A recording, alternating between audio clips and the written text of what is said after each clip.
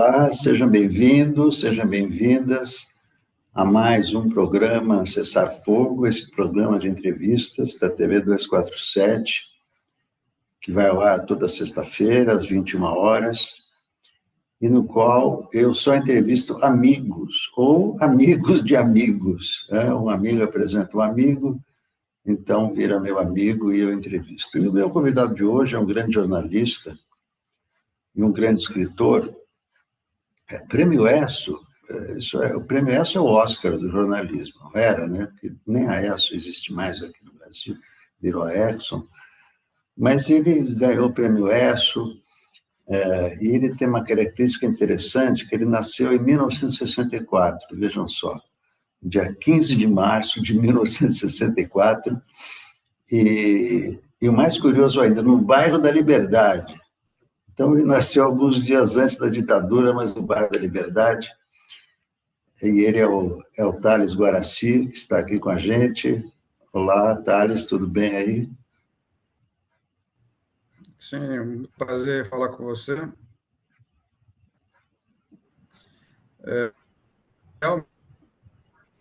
Em 64, meu pai era chefe de reportagem da Última Hora em São Paulo. Que dias ele pregado.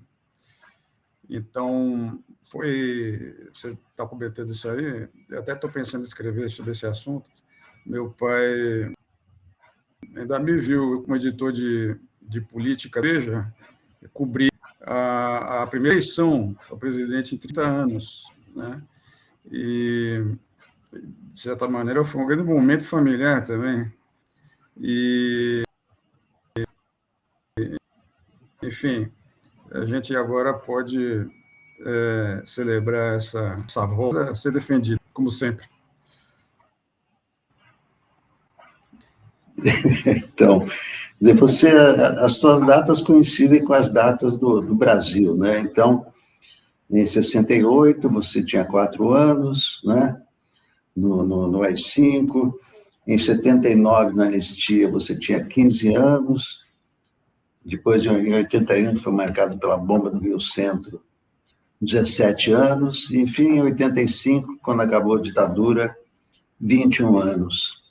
Né? E aí, em 89, você ganhou o Prêmio ESSO com essa cobertura. Você ia trabalhar em jornalismo do Credo, né? Foi a primeira coisa que ficar parado na frente do hospital, das clínicas, naquele momento, né, da nova república, né, que ele não assumiu no dia, foi hospitalizado no dia que ia assumir, para grande surpresa da nação, né, e desapontamento também. E você sabe que eu ganhou um prêmio ESSO em Veja, né, pela cobertura da eleição de 89, que foi a primeira eleição para presidente, e ganhamos outros prêmios lá em Veja também, outros prêmios por aí. Mas realmente faz falta o prêmio ESSO, né? Um prêmio para premiar o jornalismo, a investigação, sobretudo, o jornalismo isento, né? Idôneo, faz falta. Eu estava lá também, no Hospital das Clínicas, viu? E eu dei uma grande barriga naquela que cobertura. Momento, né? Porque é o seguinte, depois da 11ª cirurgia, acho que foi, não sei, sei lá, todo dia tinha uma cirurgia, né? Do Walter Pinotti. Daí eu fui entrevistar o Walter Pinotti, depois dessa última cirurgia, sei lá. Aí ele me disse, salvei Tancredo. Eu, puxa vida, é manchete, é a grande entrevista. Quinta-feira era dia, não sei se era quarta-feira, mas quinta-feira era dia do fechamento e tal. Eu trabalhava na Senhor, com Mino Carta, né? Aí, Mino, entrevista sensacional do Walter Pinotti, salvei Tancredo. Aí a revista sai no sábado, na segunda-feira o Tancredo morre. Então, o que seria uma grande manchete foi uma grande barriga, porque aí, quando saiu a revista, ele morreu. Mas o Miro não deu de manchete essa frase. Poderia ter dado. O jornalismo, né? É sempre bom duvidar de, né? Mas eu sempre tive preocupação, viu, Alex? Nós jornalistas sabemos que... Perdão, nós sabemos que assim, a história mistura muito com a história do Brasil e do mundo meio juntas. Eu sempre tive essa preocupação de mostrar a importância do indivíduo dentro dos processos, por isso eu faço livros que parecem livros de história, eles são sobre os processos, né? E também, não história, mas até mesmo romances, a gente procura mostrar o valor das pessoas dentro dos processos coletivos, a capacidade das pessoas de influenciarem, e também a influência que a gente recebe, né? Eu sou dessa geração que nasceu na ditadura militar, mas fazemos parte, vamos dizer assim, do movimento pacífico, né, pela retomada da democracia, dentro de um processo civilizatório, eu acho, do Brasil, e que não pode voltar atrás, né? Então, a luta ainda existe e a gente está nela. Mas dentre os vários livros que você escreveu, inclusive best-sellers, né? Você é um best-seller, né? Com a trilogia sobre o Brasil. Você também publicou livro de poesias, o que é uma façanha no Brasil, porque as editoras não gostam de poetas, né? Não vende, ninguém quer, né? Poesia é coisa de criança, batatinha quando nasce escorrega pelo chão e tal, né? Mas você conseguiu publicar um livro de poesias e tudo isso. Agora, eu acho que a era da intolerância, né, assim, é o que a gente está vivendo, né? A era da intolerância, esse é o livro que eu queria focalizar com você, porque você começa, quer dizer, é o século XXI, né? Que começa com Exatamente. aquele atentado horroroso, né? Das Torres Gêmeas, né? Exatamente. Um atentado que começa por aí mesmo. Você A gente convence os terroristas a morrerem no próprio atentado, né? Eles atingem 2 prédios onde tem uma porção de gente inocente que morre, é uma coisa de uma filha da putice tão grande, isso, né? Como é que você... Aquilo, para os mais jovens, né, que não viveram aquilo, foi muito impressionante. Eu acho que assim, eu transitar entre o romance, o livro de história, como é um livro de viagem que eu considero, a Era da Intolerância, e até a poesia, eu acho que cada assunto pede a sua forma, entende? A melhor maneira de você tratar do assunto e qual é o propósito. No caso da Era da Intolerância, a gente observa o que está acontecendo, tinha muito interesse em entender a origem, porque nós que participamos do processo de redemocratização, não só do Brasil, mas do mundo, e houve uma era de progresso muito grande, é até uma surpresa, né, que volta em movimentos, vamos dizer, conservadores e, às vezes, com ideias assim que chegam a assustar. Então, a gente procura analisar a origem, né? E esses movimentos históricos, eles são, acho, um pouco cíclicos. Você tem um período de progresso, aí você gera muita gente, há um clima de disputa, e essa disputa faz com que cada segmento da sociedade procure defender os seus interesses, às vezes contra a democracia, uma mediação, vamos dizer assim, dos interesses, né? O voto, o sistema democrático é uma maneira de resolver conflitos de maneira pacífica. E quando a democracia não está atendendo essas demandas, há uma tendência a você quebrar os paradigmas para poder democracia. Os paradigmas são o paradigma da igualdade, quer dizer, meu interesse é maior do que o seu. E o jeito de os paradigmas é tolerância, ou seja, o livro, a intolerância é a febre da doença, porque ela mostra o que está acontecendo, né? Ela não é a doença em si. A doença é, vamos dizer assim, a necessidade dos grupos de interesse de quebrar os paradigmas, de destruir a democracia e os valores democráticos, para poderem se apropriar dos meios, privilégios, ou predominar sobre uma outra camada da sociedade que é protegida pela democracia, pelo sistema democrático. inclusive as minorias, que têm direito a se manifestar, até mesmo é o único sistema que permite que você se manifeste contra ele, né? Não acontece isso na ditadura. Então, o que está acontecendo hoje é isso, é um processo de diminuição dos recursos, né?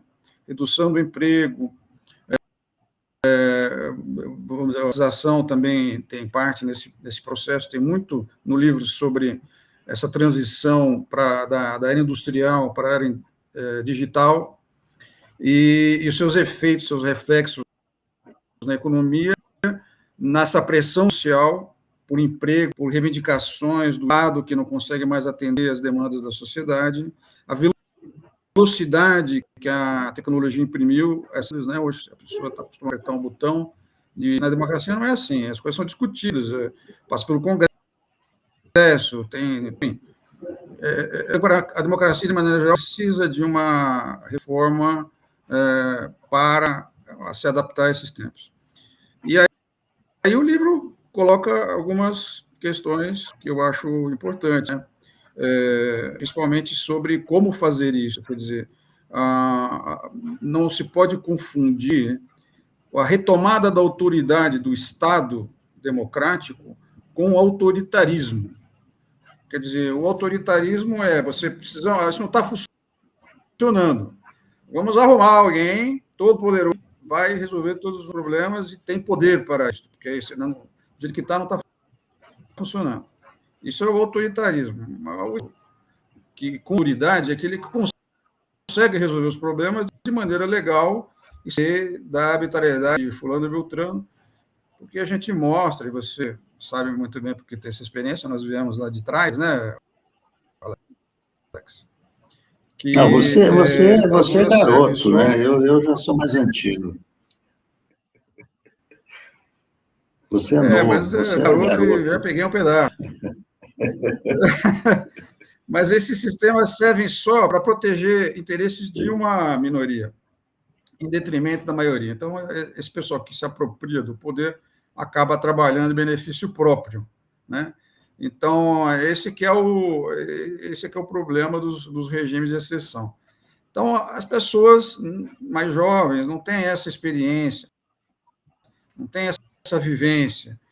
E eu acho que vale a pena dizer que vale a pena ser velho, nesse sentido, né, para poder dar um testemunho para as pessoas de que é muito difícil esse caminho da volta de retomada das liberdades. A gente tem no Brasil, não só no Brasil, mas nos países latino-americanos, principalmente, essa história, né, bem contada de como foi difícil retomar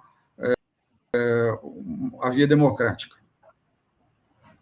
Você acha que a Era da Intolerância, né, que é um título muito bom, começou com aquele atentado das Torres Gêmeas? No mundo, eu digo. Eu acho que, para quem estava lá naquele momento, foi um choque, né? Não só pela violência do atentado, pela coisa cinematográfica quase inacreditável, como pelo fato de que estava bem. Era um mundo próspero, as economias estavam crescendo, havia um desenvolvimento muito grande em todos os sentidos, social, das liberdades, né? Mudou o comportamento das pessoas em relação aos direitos das mulheres, as questões sexuais, enfim, os temas de comportamento. O mundo estava, vamos dizer assim, florescendo em vários sentidos por conta de uma onda de liberdade pelo mundo, e acho que esse desenvolvimento é que gerou também outras disfunções, né? Mas a medicina evoluiu com a tecnologia, as pessoas passaram a viver mais, o mundo encheu de gente, a tecnologia tirou empregos, as empresas foram se tornando globais, isso elas cortaram empregos, diminuíram processos, a tecnologia ajudou a reduzir os custos, né? Então, você pensa, por exemplo, sei lá, antigamente você entrava no elevador, numa empresa, falava ascensorista, pessoa que vivia daquilo, ganhava salário, ia embora para casa, sustentava a família. Hoje você aperta o botão lá, não tem o elevador inteligente mais aquela pessoa. O que você conversava, falava bom dia, como vai o senhor, sabia até a história deles. E eles a nossa. Então, hoje as coisas são rápidas, se diminuiu, né? Quase não se vai mais numa agência bancária, né? Processos, profissões inteiras desapareceram. Então, isso levou a uma redução das oportunidades, de maneira geral, e a um aumento da pressão social por sobrevivência, porque essa pressão, ela naquela época ainda estava um pouco invisível, mas eu acho que ela já havia acontecendo. E ela era... O que o livro mostra, isso também é básico, coisas que eu estudei, é que não era uma oposição entre o Oriente e o Ocidente, como pode parecer à primeira vista. Isso era uma pressão interna nos Estados Unidos. Inclusive, mostro no livro como a Al-Qaeda nasceu dentro dos Estados Unidos, porque o ideólogo do movimento radical islâmico era um professor egípcio que morou nos Estados Unidos. E o preconceito, o tratamento que ele recebeu lá foi o fundamento das ideias que depois ele levou para a universidade e com as quais ele fez, vamos dizer assim, a ideologia, né, do sacrifício pessoal. Não tem nada a perder, né? É uma maneira, um herói, um heroísmo pela violência e pelo crime. Quem é essa pessoa? É uma fantasia que se criou dentro dessas alas radicais. Né? E isso já está, ao meu ver, só vem piorando.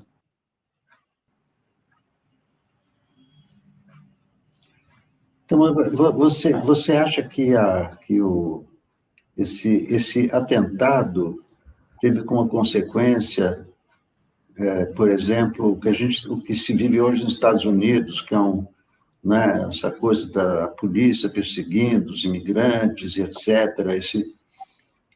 Não é bem uma ditadura, mas é um autoritarismo, um militarismo exacerbado. Você acha que o pontapé inicial foi esse atentado? Isso provocou uma grande paranoia? Isso que a gente está vendo do Trump e tal, é o resultado daquele atentado?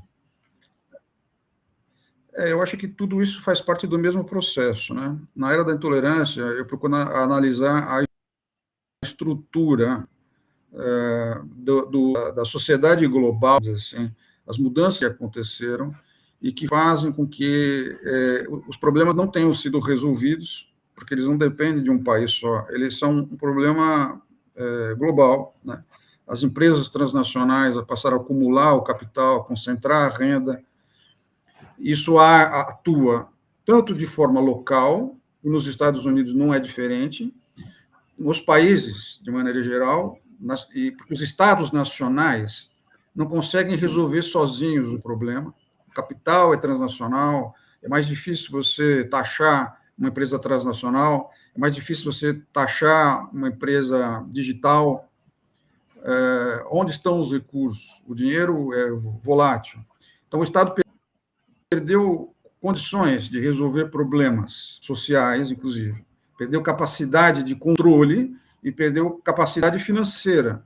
Ao mesmo tempo, a população marginalizada começou a cobrar mais e mais do Estado soluções. Essa crise ela veio aumentando, em vez de diminuir, porque as causas não são atacadas, que são a concentração de renda, corporações globais, a falta de controle do Estado, o transnacionalismo, né, da economia. E mesmo as organizações internacionais, como a ONU, perderam capacidade de atuação na organização vamos dizer assim, desse concerto global. E a gente assiste localmente as manifestações, porque as manifestações elas são locais, de insatisfação. Nós queremos recuperar a capacidade dos Estados Unidos ou do Brasil emprego. Mas como é que faz isso? Não depende só, os Estados Unidos sozinhos não vão resolver. Então, aí começam os demagogos, né? Os fazedores de, né? Que saem fazendo promessas, o povo vota, logo acontece também a decepção com estes, porque eles, não, na verdade, não estão ali para resolver nada, eles estão para encher a burra, né? E voltar para casa feliz com a burra cheia. Eles não vão, de fato, resolver problema nenhum. As soluções exigem medidas mais profundas, né? Fazer guerra só dá mais prejuízo. O confronto, né, que se cria, o estado de animosidade geral que se tornou internacional, né? Ameaçar países. Agora eu ameaço a Venezuela, amanhã eu ameaço Cuba, depois ameaço o Brasil, aí ameaço os países da NATO, aí ameaço a Rússia. Essa fantasia vai sendo subterfúgio, enquanto você vai tomando as medidas que tornam o presidente uma figura muito rentável para ele mesmo.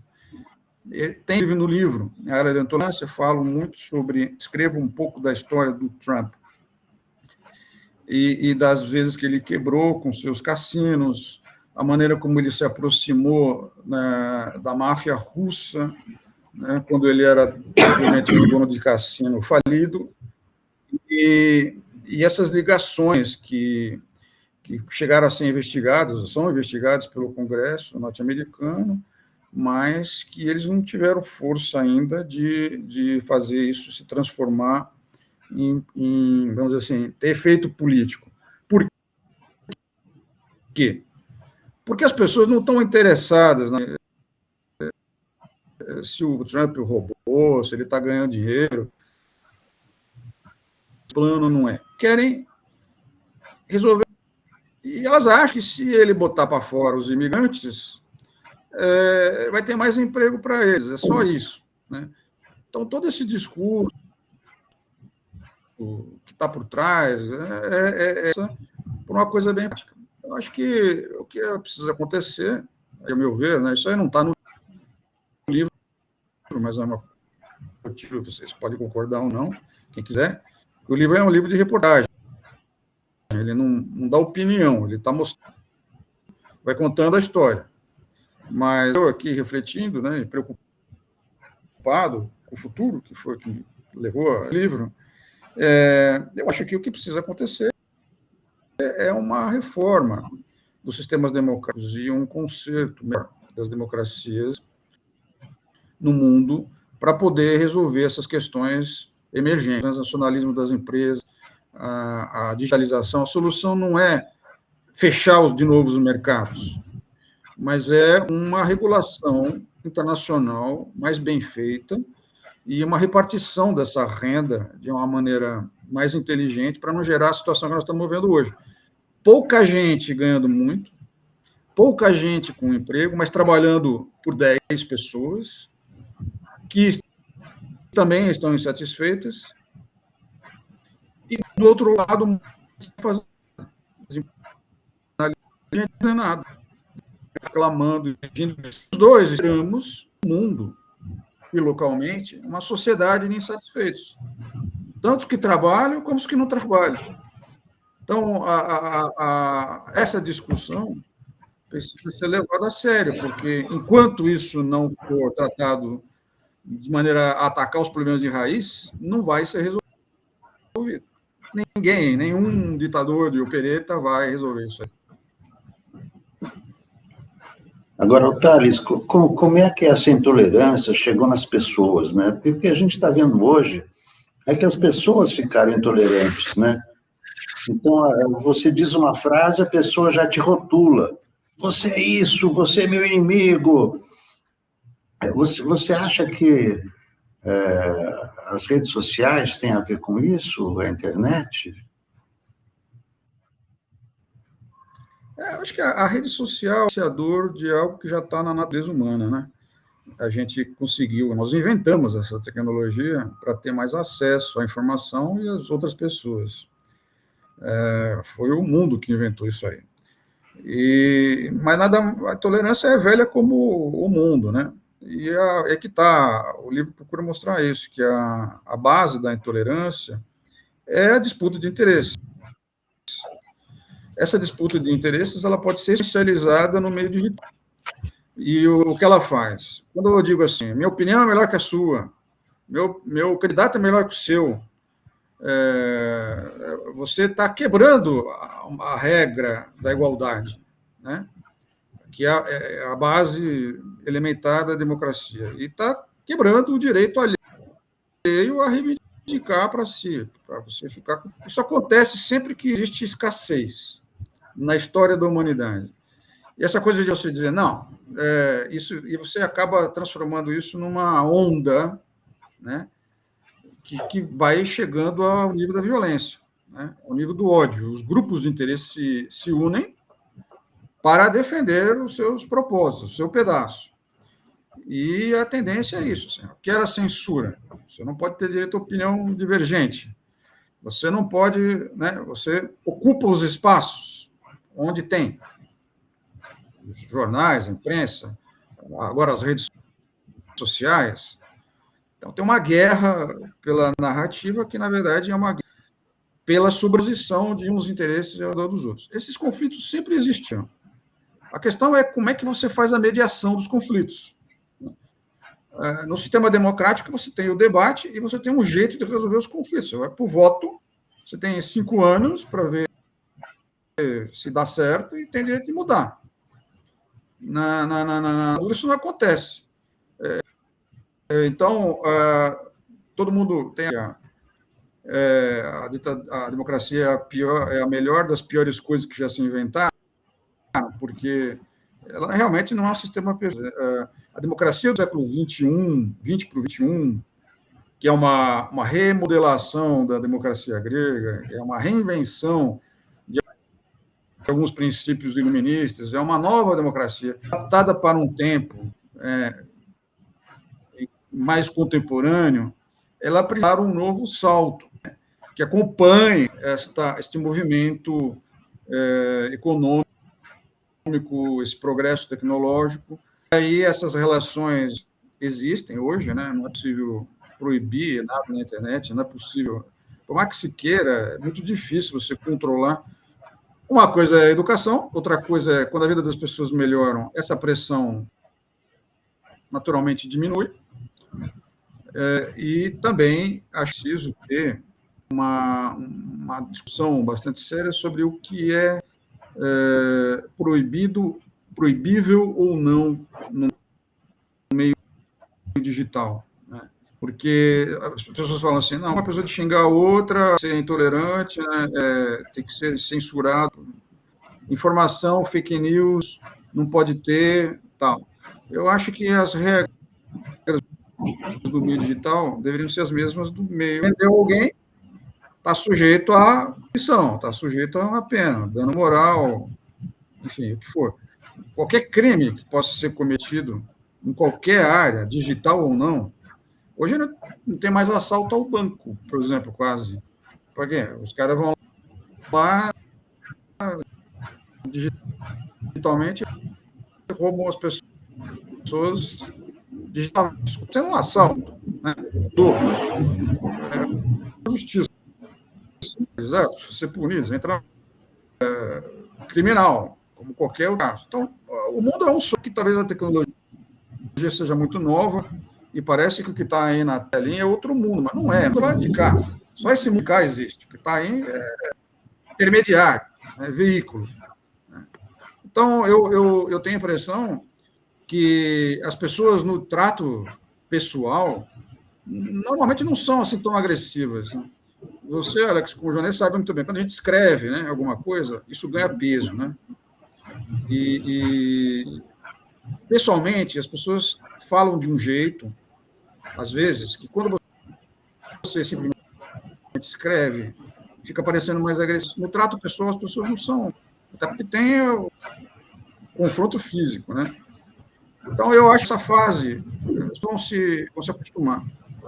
Eu tenho um filho de 19 anos, o André, ele usa tanto a internet como nós mais velhos, ele meio que despreza.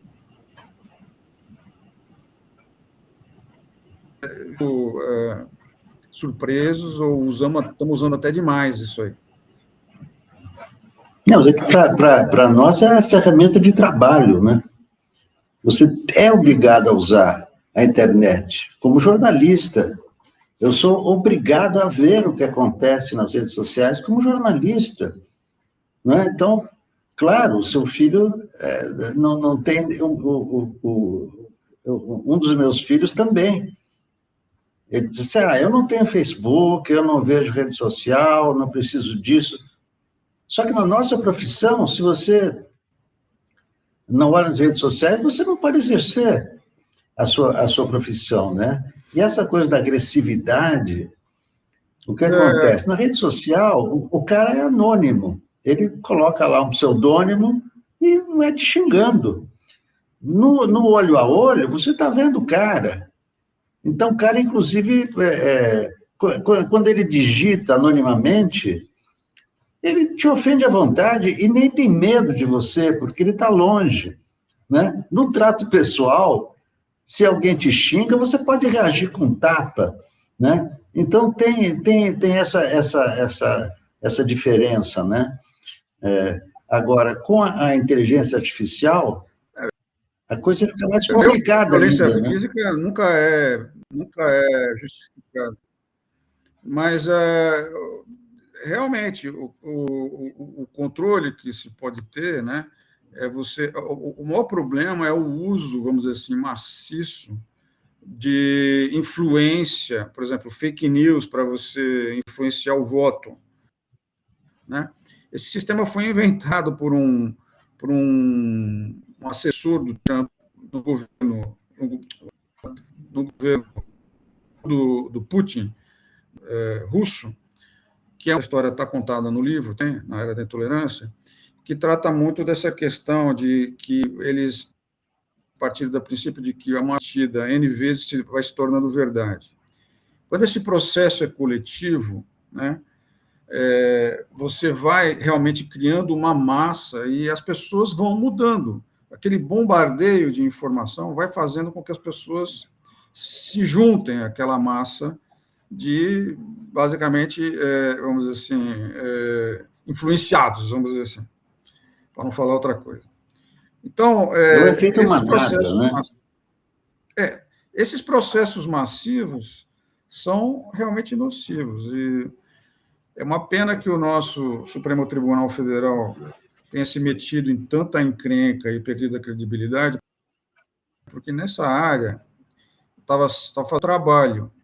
E o tribunal também na área eleitoral, né, nosso Tribunal Superior Eleitoral, de impedir que esses processos causam, né, porque a divulgação de informações falsas, né, que precisam ser reparadas, né, porque isso pode destruir reputações, né, de pessoas, de instituições, entre outras coisas. Então, esses processos aí, eles precisam de, vamos dizer assim, uma polícia digital mais eficiente, né? E a gente... Agora, quando eu me referi, assim, a usar menos, eu quis dizer, assim, que você também pode selecionar quem tem acesso a você, que tipo de coisa você vai consumir, né? E isso está um pouco a revalorização, né? Que é livre, mas a impreensibilidade, que tem uma tradição, que segue determinadas normas do jornalismo que garantem a qualidade da informação, né?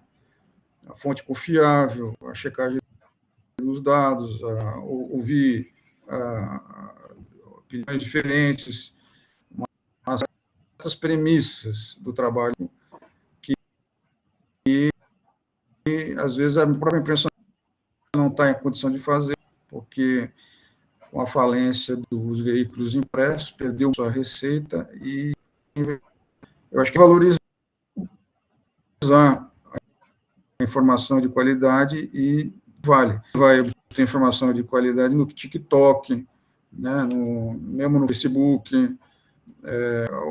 A informação, a imprensa é uma indústria e é um processo de trabalho, não é um indivíduo sozinho, né, que faz a imprensa.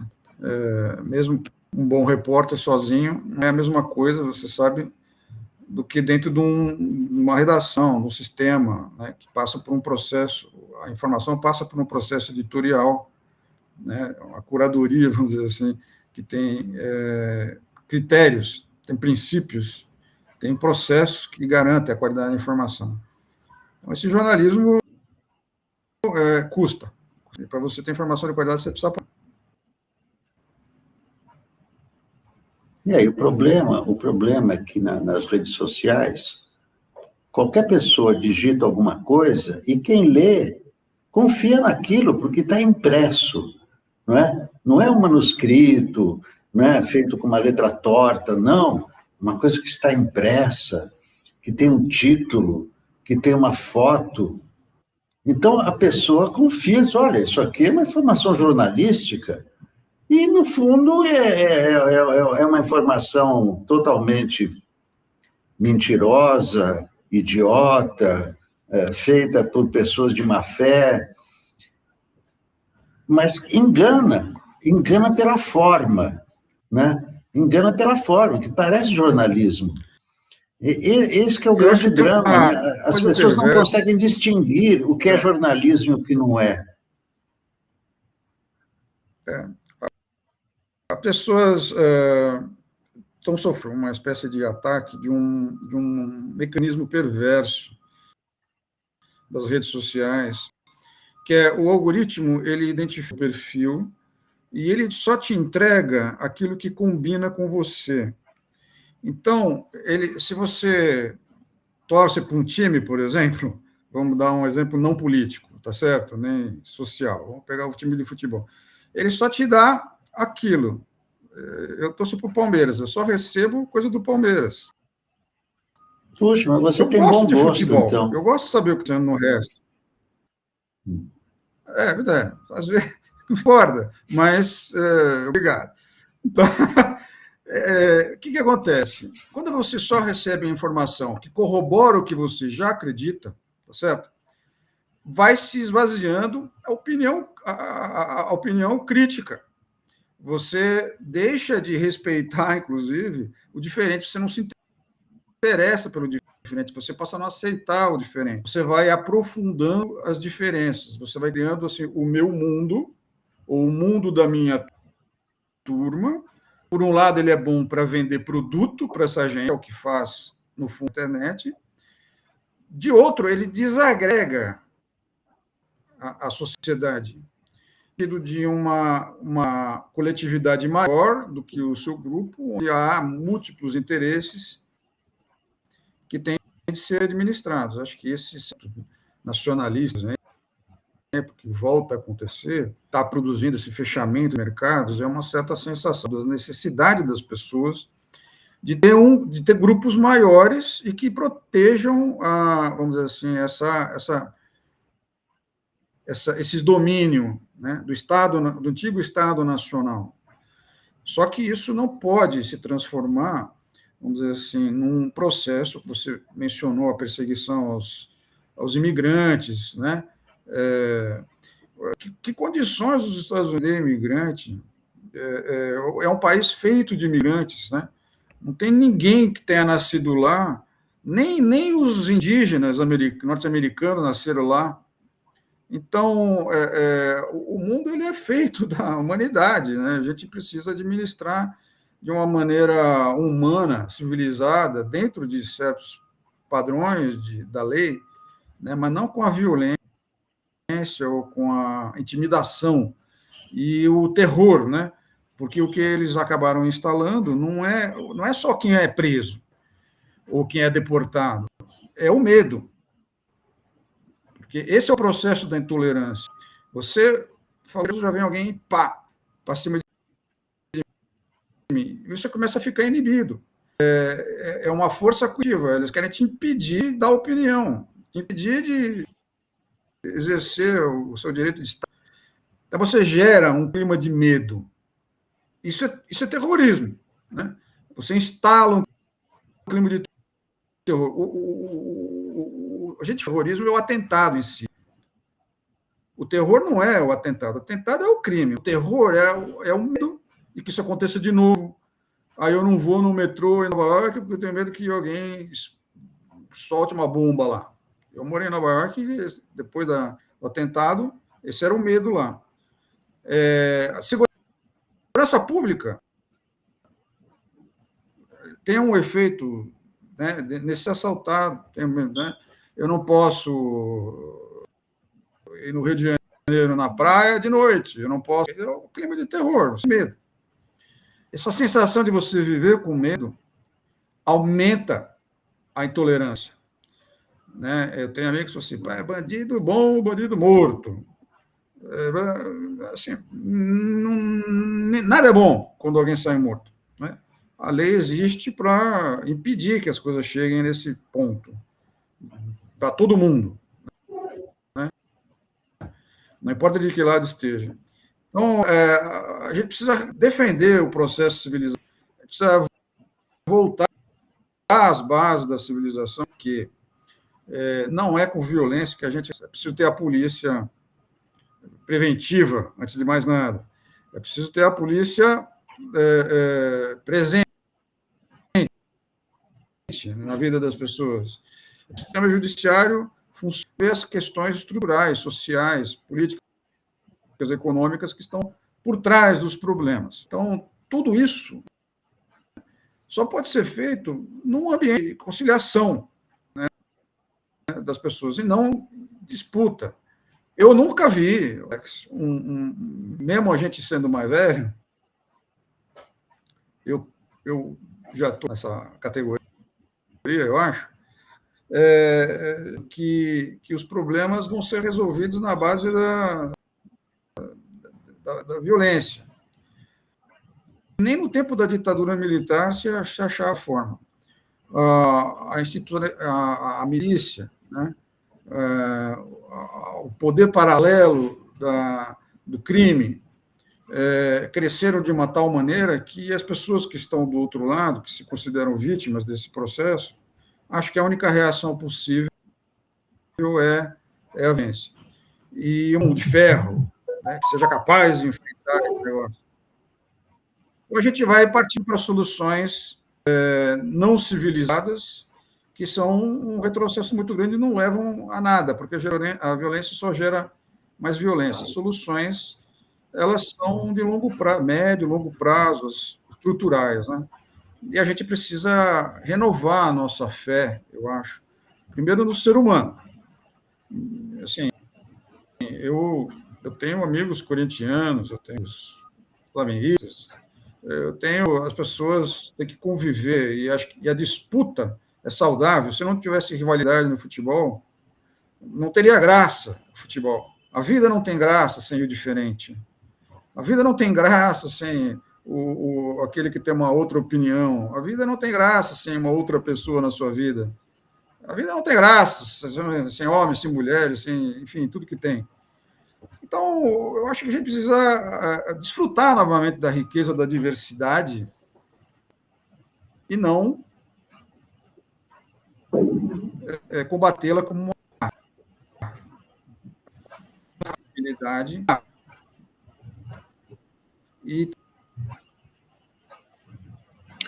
Só que você acha que isso é possível? Claro, eu concordo com você totalmente. Eu sou palmeirense, eu não vou achar que o corintiano é mais feio ou o corintiano é inferior. Não, você é corintiano. Não, é claro, não importa se o cara é corintiano, nem se o cara é de direita. Eu sou de esquerda, então direita é tudo ruim. Não, pode ter um cara que tem pessoa de direita, mas é um cara positivo, legal. Eu não tenho esse preconceito, mas com a criação das bolhas, isso é cada vez mais difícil, porque você vê, por exemplo, falando em futebol, que é mais simples, né? Cria-se canais só do Palmeiras. Isso para os jornalistas, eu acho isso uma aberração. Isso é contra o princípio do jornalismo, não é? Mas os próprios jornalistas criam canais, esse canal é só do Palmeiras, aqui eu falo do Palmeiras. Esse outro canal é só do São Paulo, eu só falo do São Paulo. Esse outro é só do Corinthians, eu só falo do... E as pessoas se sentem confortáveis, né? E tem audiência por causa disso, para mim, é o contrário, né? Eu não daria audiência, eu não vou assistir um canal que é só do Palmeiras. Eu vou assistir um canal que tem o Palmeiras, São Paulo, Corinthians, o Flamengo. Não é? Mas as pessoas se sentem confortáveis. Não, aqui eu só vou ouvir falar só do Palmeiras, é só o que eu quero saber, não quero saber do Corinthians. Como, mas isso aqui é um canal de esquerda, então aqui eu estou confortável, não quero saber o que pensa o cara da direita, e assim a direita também. Então vou assistir só o canal da direita, porque...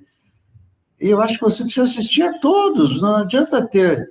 Né? Você precisa ter informação global, opiniões, mas sem a intolerância, sem você rotular.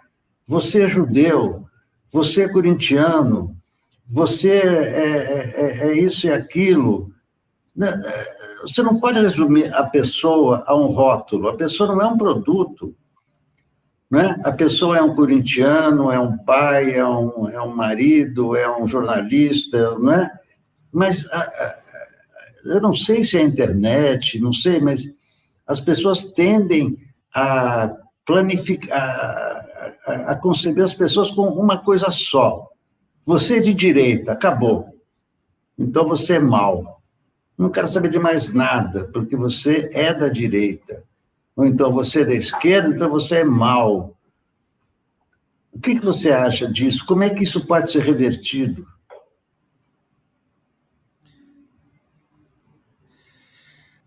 Você tem razão, eu concordo, mas o que eu procuro mostrar na aula da intolerância é que esse é o efeito, né?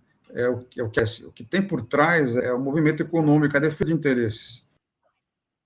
As pessoas não acreditam realmente nisso, que elas são melhores.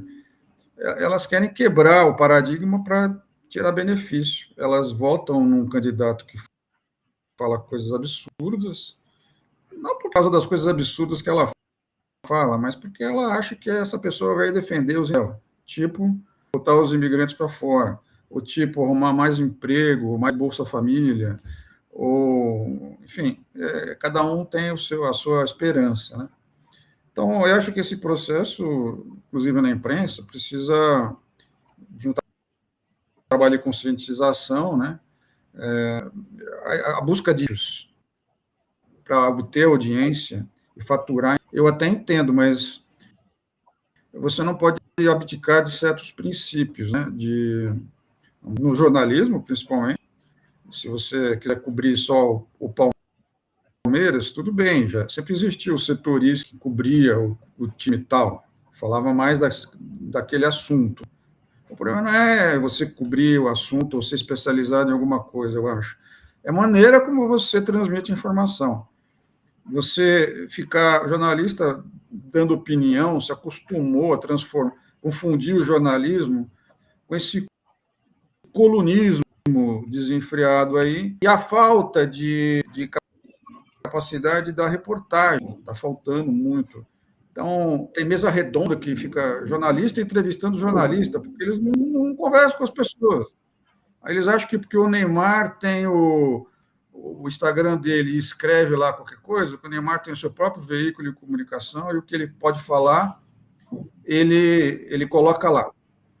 Mas ninguém perguntou para o Neymar o que ele não queria responder. Ninguém foi falar com ele, fazer a pergunta que ele não queria ouvir. Ninguém foi ouvir outras opiniões, ninguém foi entender o que está acontecendo, que a pessoa mesmo talvez não gostasse que fosse revelado, mas ou a informação que ninguém ainda sabe, porque quando você só recebe a informação que você quer, você fica sem saber aquilo que você deveria saber, mas ainda não sabe. E aquilo tudo que eu não sei? E aquilo tudo que ainda nem foi inventado? Eu só vou receber. Então, se eu viajei para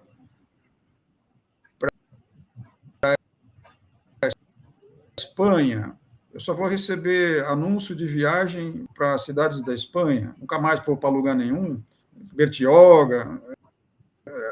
As pessoas precisam do que elas não sabem. Aliás, o Gilberto Gil, nosso ex-ministro da Cultura, falou uma frase boa, assim, o povo sabe o que quer, mas também quer o que não sabe. E o que a gente não sabe? Então, nenhum time joga sozinho contra o outro. Então, se você não sabe o que está acontecendo no resto, você não vai saber o que vai acontecer contigo. Então, mas eu acredito, viu, Alex, que são fases. A tecnologia é uma coisa muito nova. Eu acho que algumas coisas antigas estão voltando, e não é só a vitrola, também um certo tipo de comportamento que respeite princípios, que continue, não importa o meio de disseminação da informação.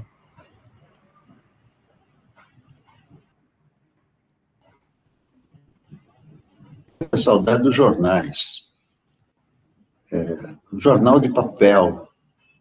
Jornal de papel. Eu, desde pequeno, eu ia nas bancas para comprar o jornal de papel.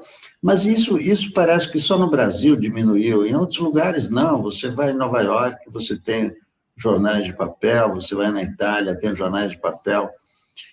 Só aqui é que está diminuindo, né? Ainda tem, mas você vê os jornais já são menores e tal. Eu estou no papel aqui, você vê. O meu negócio ainda é de papel. Essa aqui é a exploração do Brasil. Eu estou no papel ainda, eu acho que ainda tem. Talvez migre, eu não sou contra a informação digital. Acho que ela é mais rápida, não tem sentido você ler um negócio, uma notícia tem. Já diminui um pouco, vamos dizer assim, a necessidade de uma folha de papel. Eu tenho muito livro, eu também já ocupo muito espaço.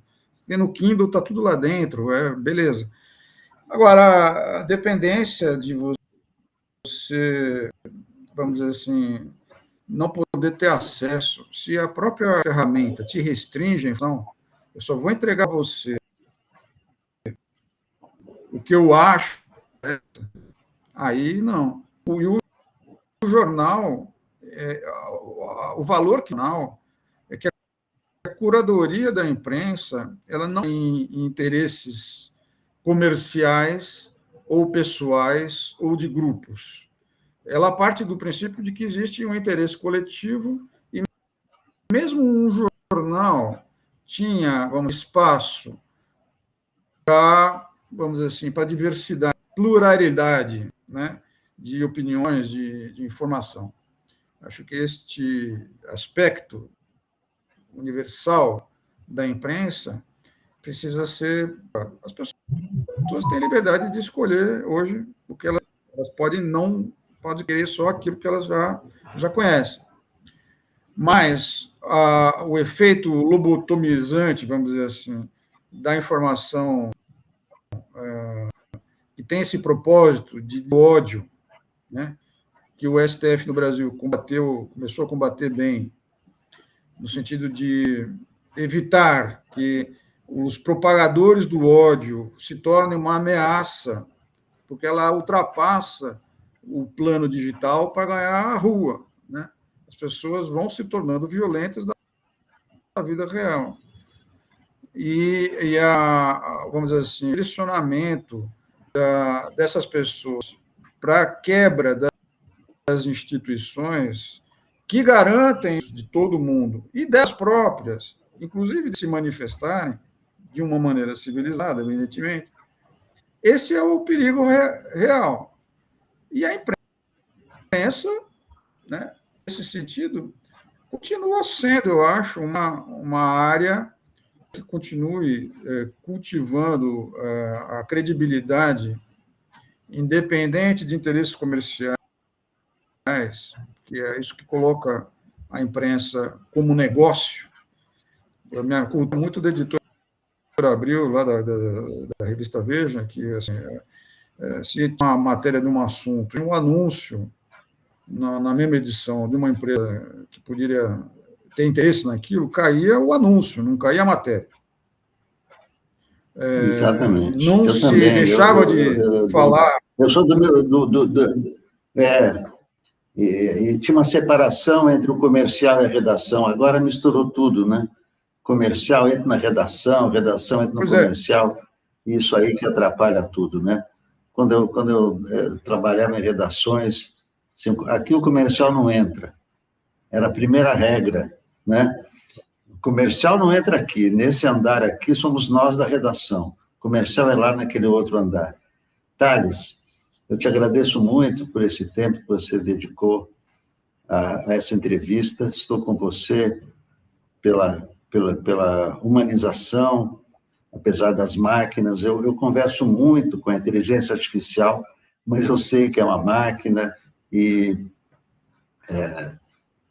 ela colabora comigo, eu com ela, com um certo limite, e estou com você, né? Tanto que o programa se chama Cessar Fogo, né?